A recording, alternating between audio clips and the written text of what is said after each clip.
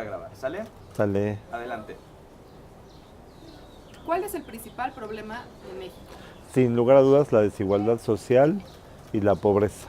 Aunque la gente cree que el principal problema es la inseguridad, la percepción de inseguridad es muy grande. Cuando vas preguntando y preguntando, en tu pueblo, en tu colonia o en tu casa, tienes más problemas de desigualdad económicos, de salarios de distinta naturaleza que afecta a la calidad de vida, y el ambiente y en el entorno pues hay una grave inseguridad. ¿Qué es lo primero que te viene a la mente cuando escuchas la palabra México? Orgullo, razón de ser, identidad. ¿Cuál es el personaje histórico de México que más admiras?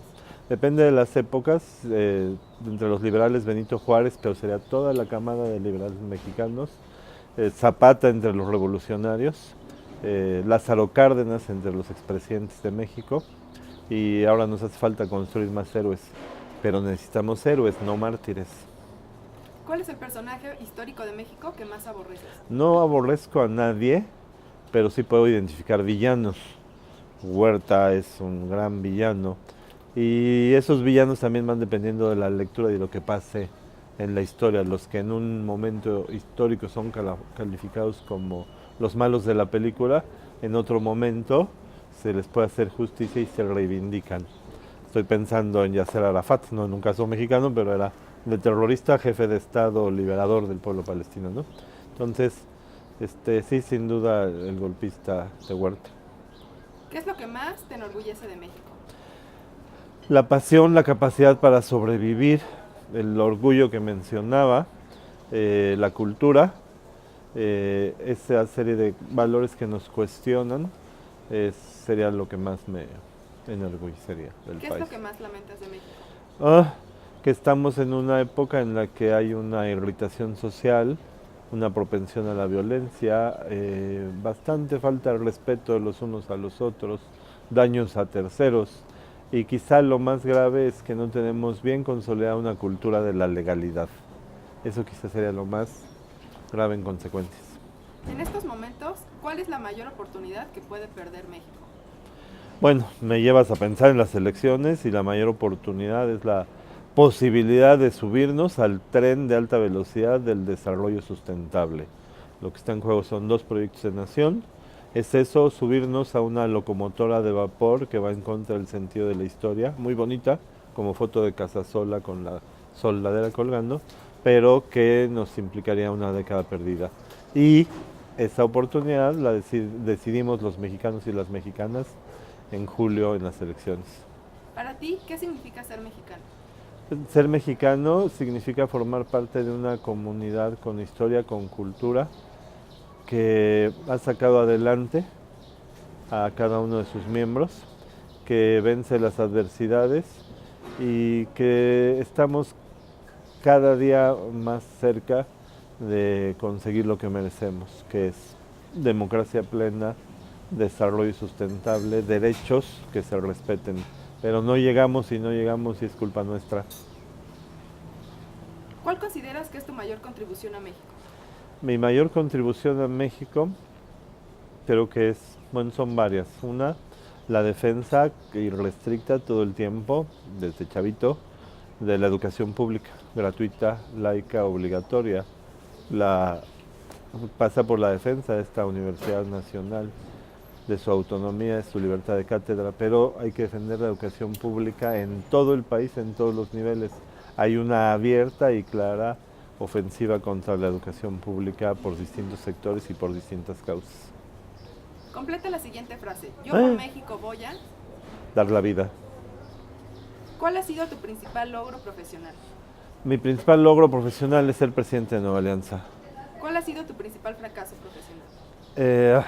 No he tenido fracasos, porque los fracasos no significa que no he tenido derrotas, no significa que no la he regado, no significa que a veces las cosas no salen como no quiero.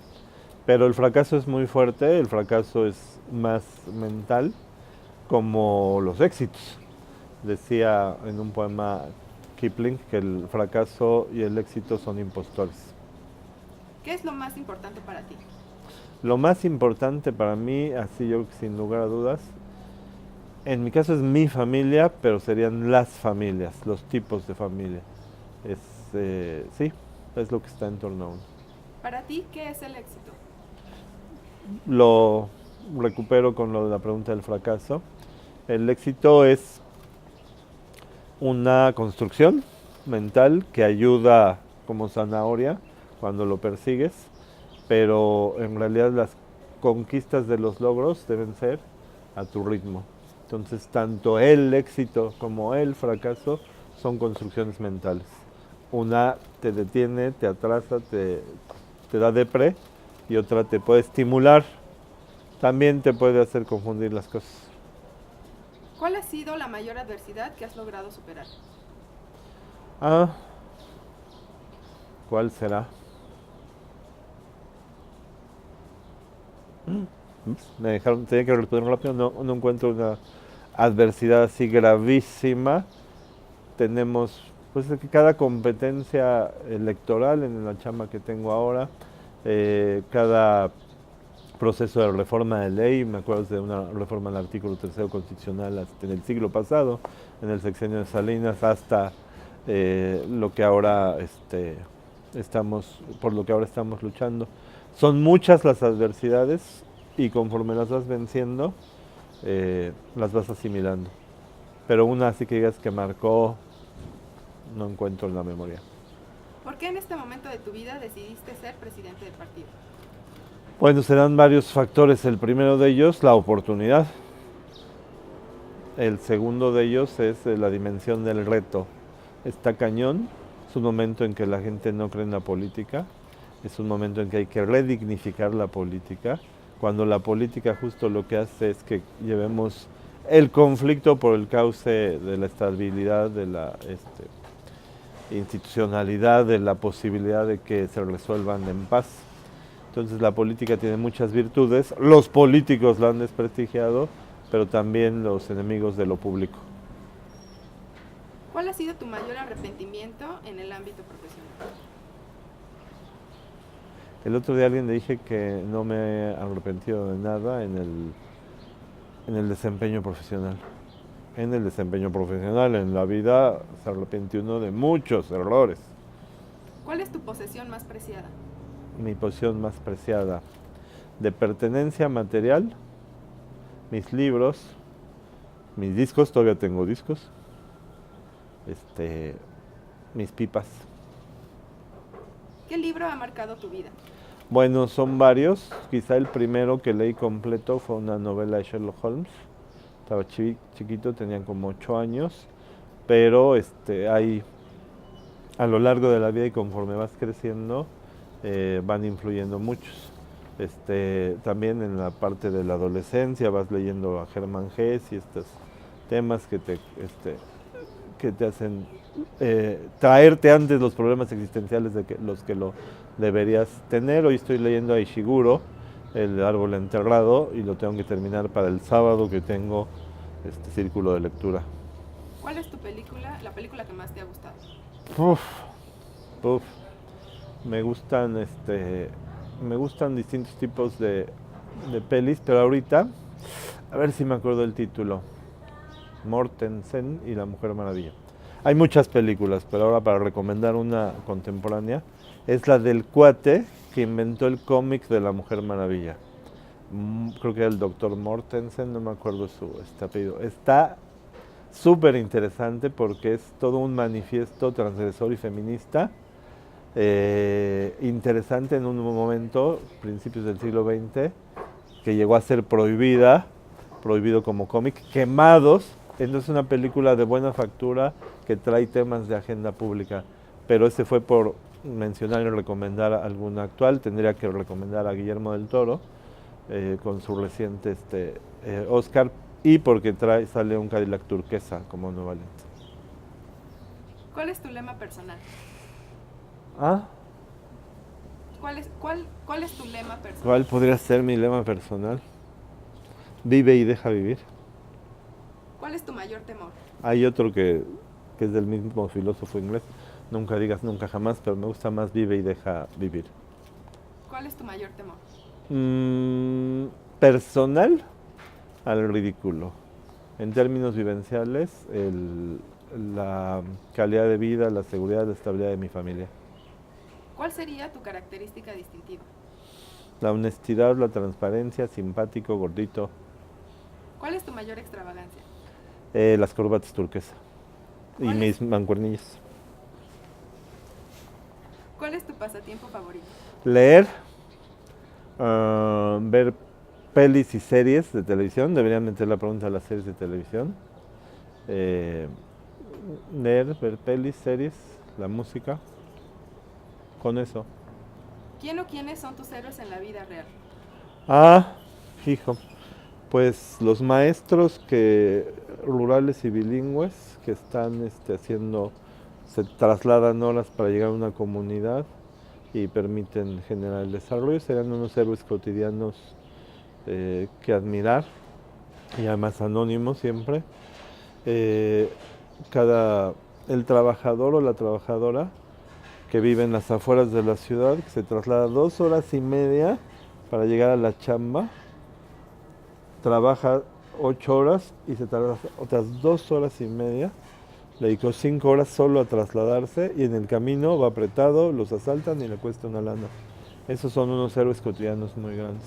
Pero hay héroes de todos, hay héroes entre los honestos y honrados de las fuerzas de seguridad que están combatiendo a los malvados ahora. Las mujeres que están luchando por defender sus derechos en este país y en todos lados. Lo bueno es que aquí hay una buena influencia internacional. Hay muchos héroes, pero son anónimos. Necesitamos más héroes, pero como decía antes, lo que no necesitamos son mártires. Si pudieses cambiar una característica en ti, ¿cuál sería? Ser más ordenado, menos disperso. Tener más, y en consecuencia, tener más horas de sueño. ¿Qué consideras que es la mayor y más profunda bajeza? Uf, si lo podemos resumir en uno, todas las consecuencias derivadas de la falta de respeto a los demás y a ti mismo. Pero en eso, ¿qué cabe? Parece, está muy light, falta de respeto, pero tiene que ver con cualquier agresión que le hicieras, cualquier violencia de género es una bajeza, pero también incumplir la ley es una bajeza, pero también provocar que las adicciones en los chavitos serían una bajeza. En fin, hay una serie pero si lo podemos sintetizar es, si no te respetas a ti mismo y no respetas a los demás, ya entraste al rango de voy descendiendo a la bajeza. ¿En qué momento de tu vida te has sentido más feliz? Bueno, son varios momentos, pero así a la memoria rápidamente, cuando decidí irme a vivir con mi actual esposa, cuando nacieron mis chavitos, cuando iba a decir cuando me gol mi equipo favorito, pero no soy futbolero.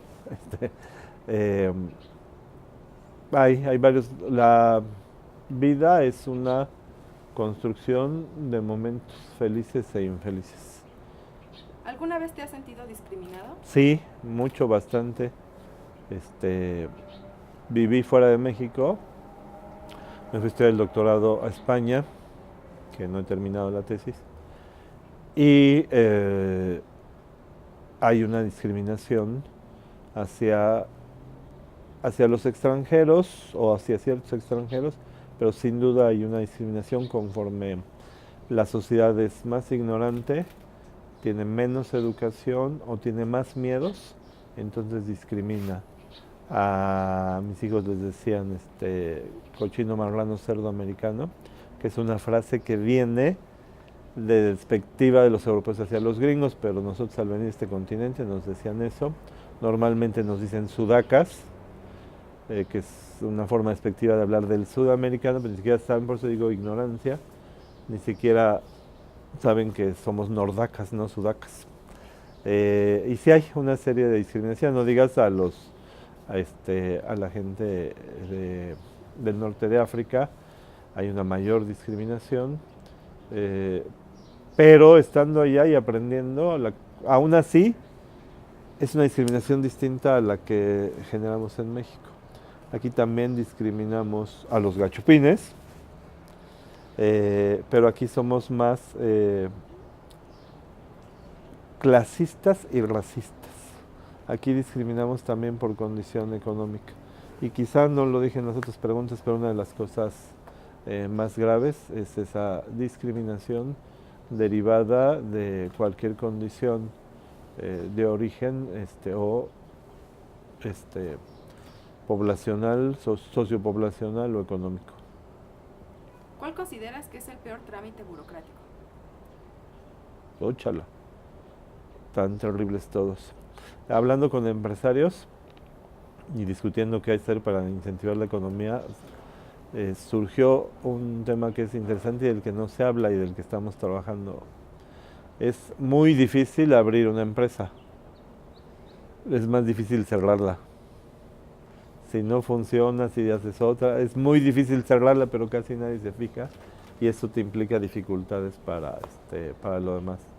Pero yo creo que son diferentes en cada ciudad los trámites. Ahora puedes sacar un acta de nacimiento en internet, sí, excepto en todos los poblados de Oaxaca. Entonces es desigual. ¿Qué le dirías a Trump? Ya se lo dijimos, hicimos un seminario, se lo dijimos en spots, se lo dijimos en la pauta, se lo dijimos con ponentes importantísimos. Le hice rehúsa una frase: ¿quién dijo miedo?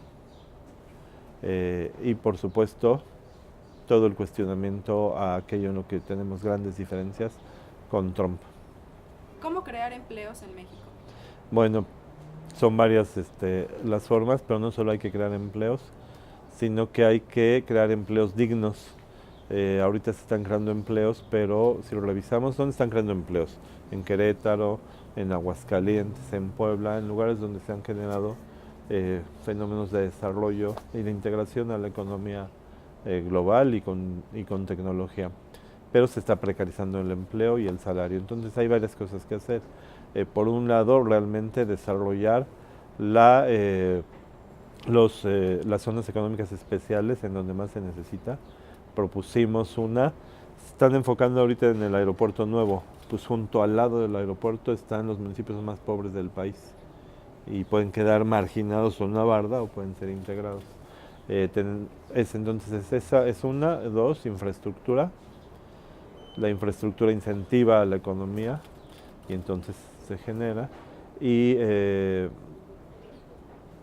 zonas económicas especiales, infraestructura. Y la tercera es la parte que tiene que ver y es vital con la educación, porque te permite, si no hay condiciones te las construyes.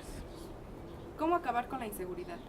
Bueno, complejo, se puede reducir muchísimo en el corto plazo y pasa por uno, reducir la desigualdad y la pobreza. ¿Cómo resolvemos la igualdad y la pobreza? Dos, mejorar la educación. Mejorar la educación me refiero no solo a hablar de que sea de calidad, sino que esté vinculada a los procesos productivos y esté vinculada al resto. Eso tiene que ver con condiciones donde se desenvuelve la inseguridad. Tres, por supuesto, combatir a toda costa la impunidad. Cuatro, la seguridad pasa por la prevención. Tanto, no solo hay que poner cámaras y el mejor político es el que pone más cámaras. Tiene que funcionar todo en un proceso. Prevención, vigilancia, inhibición, investigación, persecución, castigo y decomiso de lo obtenido por el crimen. Podríamos dedicarle toda una entrevista a eso. ¿Consideras que en México la gente puede votar con libertad? Sí, se puede votar con libertad en la mayor parte del país.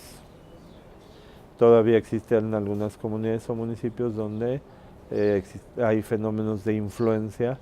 Libertad plena, no es que alguien vote con una encañonado, siempre está el secreto del voto, pero sí hay una serie de estímulos que reducen los grados de libertad del voto, pero esto está localizado y en ningún caso definen el resultado de una elección presidencial, de una elección de un gobierno de un estado. Puede ocurrir en algunos municipios. Nosotros en un municipio en la elección que pasó, estuvimos a punto de perderlo, lo recuperamos en tribunales porque el cacique salió a dar tiros al aire y para llevarse a la urna, pero la recuperamos y lo logramos. Entonces, en México sí se puede ejercer la libertad, Pero para ejercer la libertad de voto se necesita que ustedes tengan éxito, porque el voto informado es el voto más libre. ¿Crees que los topes a los gastos de campaña en México se respetan? Nueva Alianza lo respetamos siempre, siempre. No hay elección en que no respetemos los topes de los gastos de campaña. En nuestro planteamiento es que debemos reducir los topes de los gastos de campaña, mantener el financiamiento público. Esto que voy a decir tiene mala prensa, pero lo explico. Los partidos políticos, los candidatos y las candidatas necesitan hacer campañas. Las campañas deben ser para que la ciudadanía esté informada para emitir su voto. Se gasta demasiado dinero. ¿Y de dónde viene el dinero? Viene de financiamiento público y de financiamiento privado. El financiamiento privado puede venir de tres fuentes. Una fuente legítima, simpatizantes y militantes que dicen, órale, yo me coopero, sale, oye, te presto mi casa para que haya reuniones, oye, pues yo te presto mi camioneta para que traslades a la gente, en fin, esa cooperativa, como economía cooperativa, que está normada, regulada y solo es un porcentaje, y ese financiamiento privado es legítimo y se debe dar. Incluso debería haber más, porque además está atomizado, nadie puede dar de más. Pero hay dos fuentes de financiamiento ilegítimas: los delincuentes de cuello negro y los de cuello blanco. Si quitásemos, como algunos partidos pretendían, lo pretendía el Movimiento Ciudadano, lo está diciendo algún candidato independiente, si quitamos el financiamiento público, entonces tendríamos que cambiar las circunscripciones en México. Tendría que haber la circunscripción del Cártel Jalisco Nueva Generación, la circunscripción de Sinaloa, o la circunscripción de las farmacéuticas internacionales, o sea, todos aquellos que quieren patrocinar políticos para tener decisiones a favor. Dicho lo cual, nosotros decimos que se bajen los topes de gastos de campaña, bajas esos riesgos, no permitas la publicidad urbana en infraestructura urbana, en tus casas, en las fachadas de tus casas, en las fachadas de tus asociaciones, pero no en esos espectaculares que en los sismos nos ponen en peligro, y no en aquella infraestructura que es de todos los ciudadanos. ¿Qué propones para disminuir la deserción escolar en México? Hay algunas cosas que además puntualmente modifican y pueden reducir la deserción escolar. Una tiene que ver con las escuelas tiempo completo, que se terminen de implantar en el país las escuelas tiempo completo. 2, el desayuno escolar, que llegue exactamente a donde tiene que llegar, que esté generalizado. El chavito no llega bien alimentado, se queda dormido en clases, baja la calidad de la atención, todo aquello que tiene que ver con salud escolar. Pero hay algo muy importante que no siempre se ve. En algunos lugares como el Estado de México, la principal causa de deserción escolar en el nivel medio superior y superior es la movilidad, el transporte. Si tú vienes aquí a Ciudad Universitaria, pero vives muy lejos, le tienes que dedicar 1 hora y media, 2 horas, como los héroes que hablábamos del trabajo, también es para los estudiantes. Y si vives si la distancia entre tu casa o tu empleo al centro de estudios es muy grande, entonces te cuesta mucho trabajo ir, te desgastas mucho yendo, te cuesta lana ir, y resulta que esa es una de las principales causas de deserción escolar en ese nivel. Otra muy grave, el embarazo, el embarazo temprano, el embarazo de adolescentes o de chavas, que en el momento del estudio las lleva a abandonar los estudios. Es grave la consecuencia, no que se embaracen, quise decir. ¿Qué propones para eliminar la pobreza? Bueno, un poco de todo lo anterior. Algo muy importante es que los políticos, las mujeres dedicadas a la política, las políticas, rindan cuentas de sus decisiones. Voy a explicarme. Normalmente nos desviamos y decimos, que rinda cuentas del presupuesto, en qué gasta y en qué no gasta. y a veces las decisiones son más importantes y de consecuencias mayores, sin que el otro no se deba vigilar, que la forma como gastan en sus viáticos o lo que sea.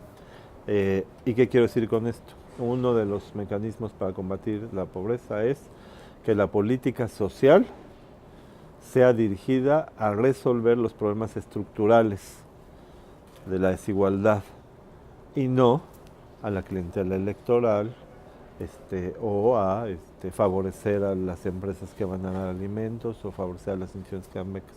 Entonces, hay de todo lo anterior más estos elementos que incorporé. ¿Qué propones para acabar con la corrupción?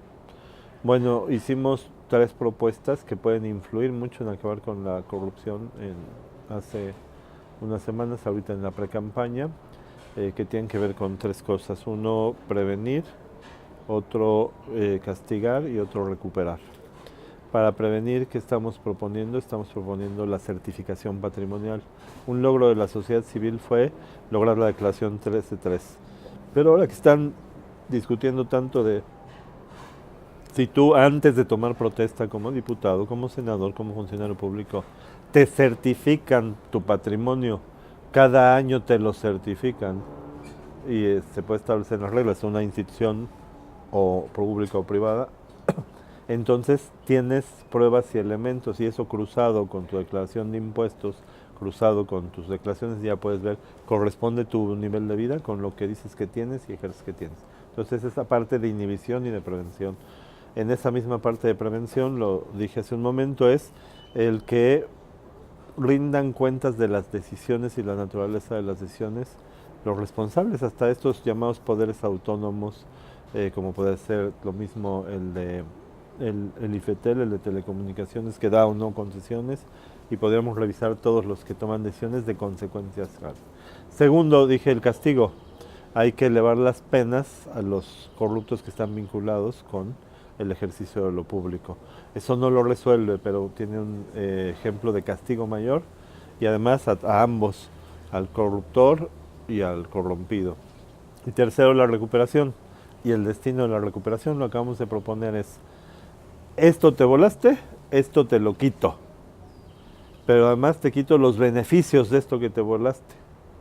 Pero además a esto no lo dejo en unas bodegas de la PGR para que lo usen después, no. Esto lo convierto en recursos para becas para estudiantes. Entonces se puede generar una buena sinergia para ello. No debe haber impunidad y la impunidad se combate con el castigo y es posible reducir los niveles de corrupción. ¿Por qué un ciudadano promedio habría de apoyar tu partido? Por varias razones. Uno, porque somos neta del planeta, o sea, decimos la verdad y representamos las causas sociales y las defendemos y nos morimos en la raya.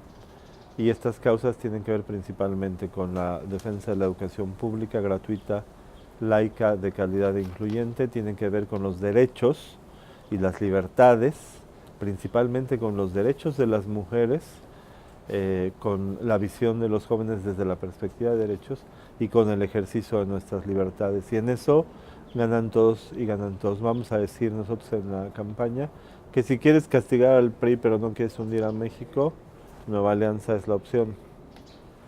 ¿A favor o en contra de la legalización de la marihuana? A favor. ¿A favor o en contra de otorgar un ingreso mínimo universal? Como está planteado, en contra.